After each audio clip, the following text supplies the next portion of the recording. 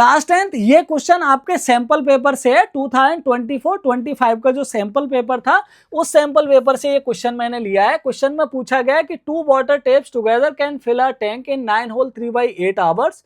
The tap of larger diameter take 10 hours less than the smaller one to fill the tank separately.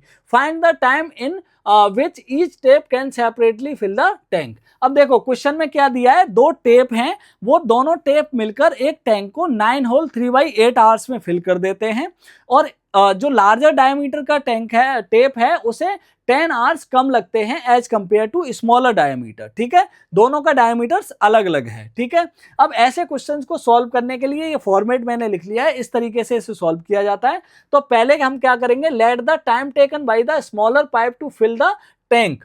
ठीक है, smaller pipe के द्वारा जो tank को fill करने में टाइम लगता है, मान लिया कि x आवर्स लगेंगे। कितने आवर्स लगेंगे, x आवर्स। ठीक है, ये लेट कर लिया। अब इसको अगर x आवर्स लग रहे हैं तो इसको लार्जर डायमीटर वाले को 10 आवर्स कम लगते हैं, तो इसका मतलब इसको लगेंगे x माइनस 10 आवर्स। ठीक है, अब इसके बाद अब इसके द्वारा जो स्मॉलर डायमीटर है उसके द्वारा पूरे टैंक को फिल करने में x आवर्स लगते हैं, तो ये 1 आवर में कितना टैंक को फिल कर देगा, तो 1/x पार्ट उसका फिल कर देगा ये। ठीक है, तो x को 1/x लिख लेंगे। ऐसे ही x माइनस 10 को कितना लिख लेंगे, 1/x माइनस 10।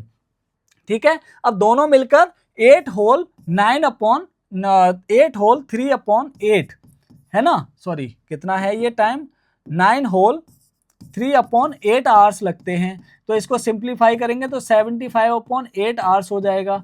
ठीक है, इतने टाइम में ये दोनों फिल कर देते हैं। तो इतना टाइम लगता है पूरे टैंक को फिल करने में। तो 1 आवर में कितना टैंक फिल करेंगे, तो 1 आवर में करेंगे ये 8/75 पार्ट।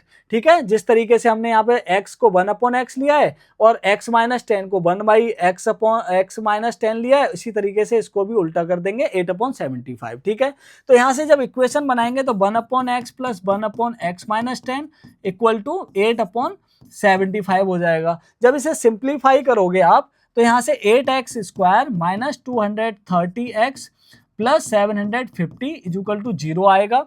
ठीक है, अब इसे सॉल्व करोगे तो x की 2 वैल्यूज आएंगी, एक तो 25 और एक आएगी आपकी 30/8। और 30/8 का मतलब होता है कि 3/75 आवर्स। अब देखो अगर स्मॉलर डायमीटर वाले को अगर इतना टाइम लगता है तो लार्जर डायमीटर वाले को माइनस में टाइम लगेगा, इसलिए ये वाला आंसर नहीं होगा आपका, तो ये आंसर होगा 25। तो अगर लार्जर वाले को 25, स्मॉलर वाले को 25 लगते हैं तो लार्जर वाले को लगेंगे 25 माइनस 10 यानी कि 15 आवर्स। तो ये आपके दो आंसर हो जाएंगे, 15 और 25।